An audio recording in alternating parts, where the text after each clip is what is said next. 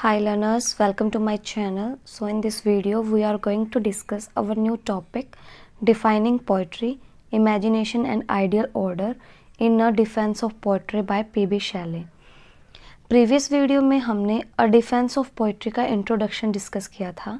अगर आपने वो वीडियो नहीं देखा है तो देख लीजिए, लिंक डिस्क्रिप्शन में है. So let's get started our topic. A defence of poetry की शुरुआत पी.बी. शैली ने दो मेंटल एक्शन, फर्स्ट रीज़न और सेकंड इमेजिनेशन से की है. उन्होंने इसमें रीज़न और इमेजिनेशन के बीच में डिफरेंस बताया है. उन्होंने रीज़न के बारे में बताया है कि ये एक माइंड का एनालिटिक ऑपरेशन है, जबकि imagination is the synthetic process.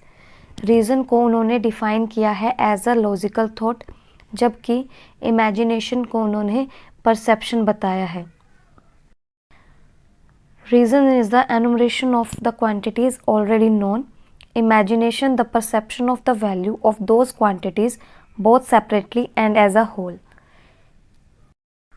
PB. Shelley ने कहा है कि लॉजिकल थॉट में डिफरेंसेस को देखा जाता है, मतलब कि रीज़न थिंग्स को ब्रेक करता है पार्ट्स में और फिर एनालाइज करता है, जबकि इमेजिनेशन में पोएट जो भी परसीव करता है उसको कंपेयर नहीं करता बल्कि उनमें सिमिलैरिटी ढूंढता है. उन्होंने कहा है कि इमेजिनेशन के पास ऐसी पावर है जो ह्यूमन माइंड को शांत कर सकती है और लोगों को मोरल बना सकती है. इमेजिनेशन से माइंड अच्छा बनता है और मोमेंट है जो वो हैप्पी बन जाती है, और पोइट्री को प्रोड्यूस करने के लिए पीसफुल माइंड चाहिए, इसलिए उन्होंने इमेजिनेशन को इम्पोर्टेंट बताया है. पी.बी. शैले मानते हैं कि reason respects the difference and imagination is the similitudes of things. Reason को उन्होंने प्रिंसिपल ऑफ एनालिसिस बताया है. रीज़न में उन्होंने कहा कि ट्रूथ को फाइंड करने के लिए हम न्यू नॉलेज या एग्जिस्टिंग नॉलेज पर लॉजिक लगाकर हम कंक्लूज़न निकालते हैं, जैसे कि मैथ्स और साइंस में. Reason involves the use of one's intellect, जबकि इमेजिनेशन को उन्होंने प्रिंसिपल ऑफ सिंथेसिस बताया है. उन्होंने कहा कि रीज़न इमेजिनेशन के लिए वैसे ही हैं जैसे बॉडी स्पिरिट के लिए है, मतलब कि रीज़न को उन्होंने बॉडी और इमेजिनेशन को उन्होंने स्पिरिट बताया है. फिर उन्होंने कहा कि जिस तरह से शैडो सब्सटेंस के लिए है, वैसे ही रीज़न इमेजिनेशन के लिए है. रीज़न को शैडो और इमेजिनेशन को सब्सटेंस कहा है. रीज़न को इंस्ट्रूमेंट और इमेजिनेशन को एजेंट कहा है. Reason is to imagination as the instrument to agent, as the body to the spirit, as the shadow to the substance. Poetry की डेफिनेशन देते हुए उन्होंने कहा कि poetry in a general sense may be defined to be the expression of the imagination and poetry is connect with the origin of man. उन्होंने poetry को innate कहा है, यानी इनबॉर्न कहा है. वो कहते हैं कि पोइट्री का बर्थ मैन के ओरिजिन से हुआ है. फिर वो मैन को एओलियन लायर इंस्ट्रूमेंट जैसा कहते हैं, जो कि एक म्यूज़िकल इंस्ट्रूमेंट है जो हवा से बजता है. जैसे ही हवा चेंज होती रहती है, उसके अकॉर्डिंग वो मेलोडी प्रोड्यूस करता है. जिस तरह से बदलती हुई हवा एओलियन लायर पर स्ट्राइक करती है और मेलोडी प्रोड्यूस होती है, उसी तरह जो इंटरनल और एक्सटर्नल थॉट्स हैं वो मैन पर स्ट्राइक करते हैं. पर ह्यूमन बीइंग्स में ये कंसेप्ट अलग है, क्योंकि वो मेलोडी ही नहीं, हारमोनी भी प्रोड्यूस करते हैं.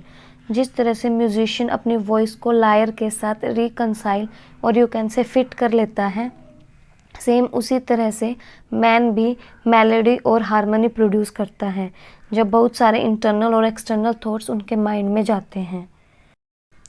पोइम के बारे में वो कहते हैं कि A poem is the very image of life expressed in its eternal truth. उन्होंने स्टोरी और पोइम में डिफरेंस भी बताया है.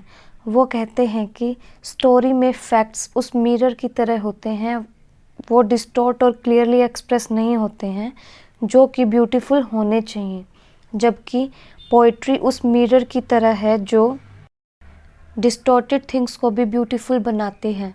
Poetry is a mirror which makes beautiful that which is distorted. उन्होंने लैंग्वेज, कलर, फॉर्म, इन सब को पोइट्री का इंस्ट्रूमेंट और मटेरियल बताया है. शैले के अकॉर्डिंग पोइट्स है वो ग्रेटेस्ट टीचर हैं. इनसे हम लाइफ, लव और वर्ल्ड के साथ साथ सही गलत भी समझते हैं। उन्होंने पोइट को मॉरल टीचर कहा है, जो अपने आइडियाज़ से सोसाइटी को इनडायरेक्टली टीच करता है। शैले का मानना है कि पोइट पोइट्री की हेल्प से सोसाइटी के लिए रूल्स और मॉरल लेसन बनाते हैं। इसलिए शैले ने पोइट को फिलोसोफर और प्रोफेट भी कहा है।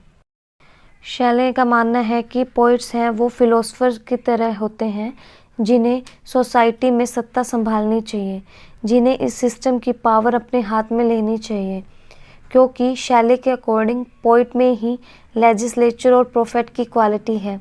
उनका मानना है पोइट या जो लोग सोसाइटी के इस इमॉर्टल सिस्टम को इमेजिन या एक्सप्रेस करते हैं, वो केवल लैंग्वेज, म्यूज़िक, डांस, पेंटिंग के ऑथर नहीं हैं, बल्कि वो लॉज बनाते हैं, सिविल सोसाइटी के फाउंडर हैं। कुछ लाइंस जो परसी बायशे शैले ने लिखी हैं।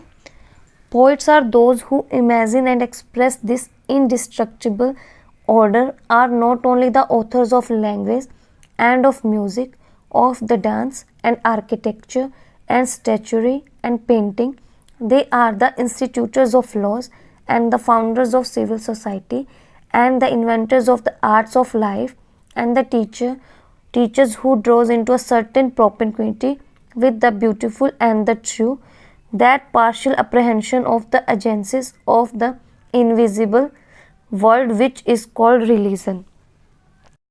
उन्होंने पोइट को लेजिस्लेचर इसलिए भी कहा है क्योंकि जिस तरह से लेजिस्लेचर न्यू लॉज की प्लानिंग करते हैं, एक्जिस्टिंग लॉज को समझते हैं और न्यू लॉज को सपोर्ट या अपोज करते हैं, उसी तरह से पोइट भी जो प्रेजेंट में थिंग्स हैं उनको कैसे मैनेज करना है या व्यवस्थित करना है, उसके लिए लॉज डिस्कवर करता है।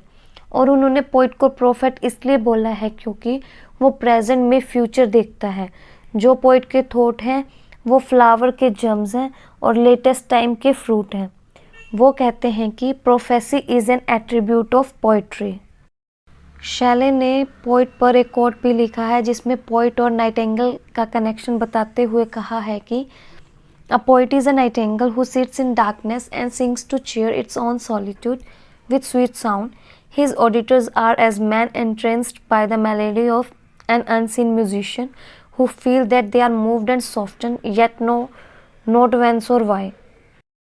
At last, Thomas Love Peacock ने the 4 ages of poetry article में जो भी बातें बोली थी, इस तरह से पीबी शैले ने अपने पोइट्री को डिफेंड किया है। That's all for today. See you in next video. Like, subscribe and share. Bye bye.